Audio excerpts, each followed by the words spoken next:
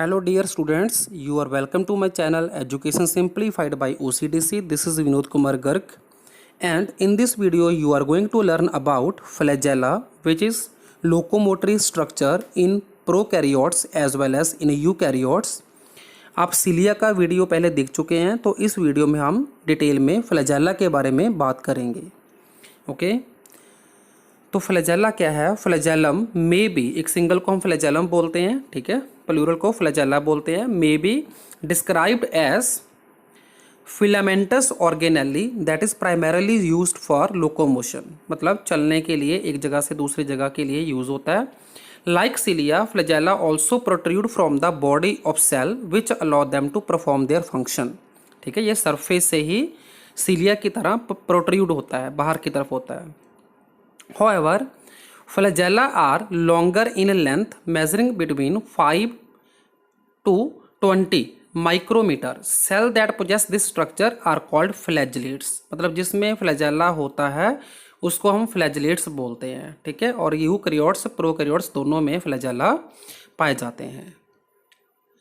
अब नेक्स्ट बात करेंगे, apart from bacteria that use flagella for locomotion, the structure can also be found on such single-celled organism like Euglena and protozoa species like Trypanosoma evansi. मतलब इनमें भी flagella पाया जाता है, right?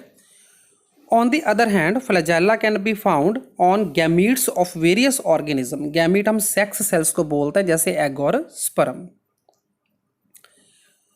Flagella के स्ट्रक्चर की बात करें तो flagella can be found in both eukaryotes and prokaryotic cells. ठीक है, the flagella found in prokaryotic cell consist of globular protein known as flagellin. मतलब प्रोकैरियोटिक में जो फ्लैजेला होता है वो एक स्पेशल प्रोटीन का बना होता है, उस प्रोटीन का नेम है फ्लैजिलिन, राइट। फ्लैजिलिन प्रोटीन का नेम है जिसका फ्लैजेला बना हुआ प्रोकैरियोट्स में। Okay, here the protein wraps around in a helical manner, forming a hollow cylinder along the length of structure. This protein is absent in eukaryotics. मतलब जो flagellin protein है वो यूकैरियोट्स में नहीं होती, where it is replaced by protein filaments known as microtubule. जो eukaryotic flagella है उसमें फ्लैजिलिन की जगह पे माइक्रोटब्यूल है। Prokaryotic flagella tend to be smaller and less complex compared to eukaryotic flagella.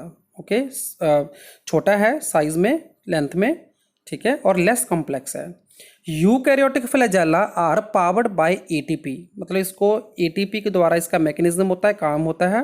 While those of prokaryotic flagella जो है R proton driven, मतलब उसको जो एनर्जी मिलती है वो मिलती है प्रोटोन से।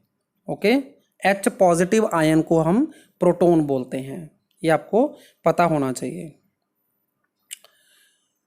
सो आगे आता है, prokaryotic flagella are characterized by rotator movement. जो प्रोकैरियोट्स में फ्लैजेला होता है उसका मूवमेंट रोटेटरी होता है, मतलब रोटेशन में होता है, जबकि जो यूकैरियोटिक सेल्स होते हैं उसका जो मूवमेंट है वो as compare to prokaryotics different होता है, और वो मूवमेंट होता है बेंडिंग, जिसको हम अंडुलेटिंग मोशन भी बोलते हैं। Bacterial flagellum is composed of 3 parts. 3 part इसके मेन होते हैं। पहला पार्ट होता है बेसल स्ट्रक्चर, जिसको हम बेसल बॉडी बोलते हैं। दूसरा होता है हुक, तीसरा होता है फिलामेंट। ओके, तीनों का अपना अपना इनका फंक्शन है, आप देख सकते हैं इमेज के अंदर। तो basal body as well as hook also serve to anchor the filament. ये फिलामेंट को एंकर करते हैं of the structure to the surface of cell, मतलब सेल के सरफेस के साथ जोड़ने का जो काम है फिलामेंट को, वो काम करते हैं बेसल बॉडी एंड हुक। ठीक है, हुक बनी हुई है 120 subunit of single protein. The hook act as universal joint that connect the filament to basal body. मतलब जो हुक है वो मिडल पार्ट है, किसमें? Between filament and the basal body, connective link है दोनों में। ओके, तो ये हो गए इसके पार्ट्स। तो अब बात करेंगे, unlike the basal body hook is not embedded in plasma membrane. मतलब जो सबसे बेसल पार्ट है बेसल बॉडी वो प्लाज्मा मेम्ब्रेन के अंदर एम्बेडेड है, जबकि जो हुक है वो प्लाज्मा मेम्ब्रेन से बाहर है।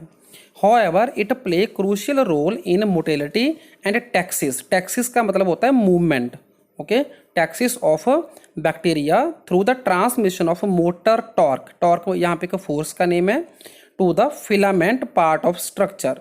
मतलब जो हुक पार्ट है वो मोटिलिटी मतलब मूव करने में, डायरेक्शनल मूवमेंट में, जिसको हमने टैक्सिस बोला, उसमें अपना सिग्निफिकेंट रोल प्ले करती है, राइट।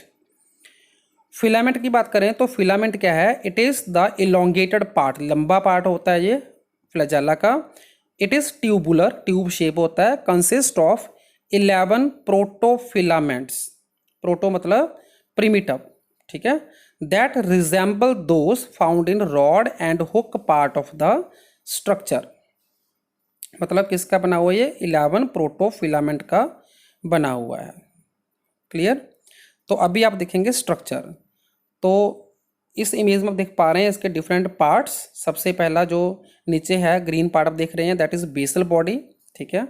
बेसल बॉडी के साथ आप मेम्ब्रेन दिख रहे हैं, प्लाज्मा मेम्ब्रेन, मतलब बेसल बॉडी प्लाज्मा मेम्ब्रेन के अंदर है, उसके बाहर रेडिश जो पोर्शन है वो हुक है, और उससे बाहर जो है वो है फ्लैजिलिन प्रोटीन, राइट। तो इस इमेज में आप देख पा रहे हैं मोशन, जो फ्लैजेला का मोशन है ऊपर वाले डायग्राम ए डायग्राम में, वो अंडुलेटिंग वेव मोशन उसे बोलते हैं हम। इसकी डायरेक्शन आप देख पा रहे हैं। जबकि नीचे आप देख रहे हैं सिलिया का मोशन, जो कि रोटेशनल मोशन है। तो ये डिफरेंस आपको एग्जैक्टली पता होना चाहिए, ठीक है, दोनों की मूवमेंट का, कि जो फ्लैजेलर मूवमेंट है और जो सिलिएट मूवमेंट है उसमें क्या डिफरेंस है। तो इस इमेज में आप देख पा रहे हैं different types of flagella. Peritrichous, peri मतलब चारों तरफ, ट्राइकस मतलब जो इसके हेयर लाइक स्ट्रक्चर है, तो चारों तरफ है तो इसको बोला पेरीट्राइकस। दूसरी में देख पा रहे हैं किसी तरफ भी नहीं है तो उसको बोलते हैं ए ट्राइकस, मतलब एब्सेंस, ठीक है। मोनोट्राइकस वन है सिर्फ एक ही साइड पे, एम्फीट्राइकस वन है लेकिन दोनों साइड पे है, और लोफोट्राइकस का मतलब ग्रुप में है लेकिन वन साइड पे है। तो these are the different shapes of flagella found in various organisms, ठीक है। तो आप इसको देख सकते हैं। आपको नीट का भी अभी एग्ज़ाम होने वाला है और कॉम्पिटिटिव एग्ज़ाम में ऐसे क्वेश्चन आ जाते हैं कि कितने टाइप्स के जो हैं फ्लैजेला होते हैं, ओके। तो नेक्स्ट डायग्राम जो आप देख पा रहे हैं, इसमें डायरेक्शन देख पा रहे हैं आप इसकी मूवमेंट की, कैसे मोशन होता है इसमें, ठीक है। फॉरवर्ड जो मोशन होता है उसको बोलते हैं पावर स्ट्रोक, और जो बैकवर्ड मोशन होता है उसको बोलते हैं हम रिकवरी स्ट्रोक। रिकवरी में दोबारा से फोर्स को गेन करता है, ठीक है। नेक्स्ट डायग्राम में आप देख पा रहे हैं कि इसका मोशन क्लॉकवाइज काउंटर क्लॉकवाइज कैसे होता है। जब स्विमिंग होती है, रनिंग होती है तो काउंटर क्लॉकवाइज मोशन है, और जब डायरेक्शन बार बार चेंज होती है तो उस टाइम में हम इसके मोशन को बोलते हैं tumble, okay. This is clockwise motion. तो ये भी आपको पता होना चाहिए।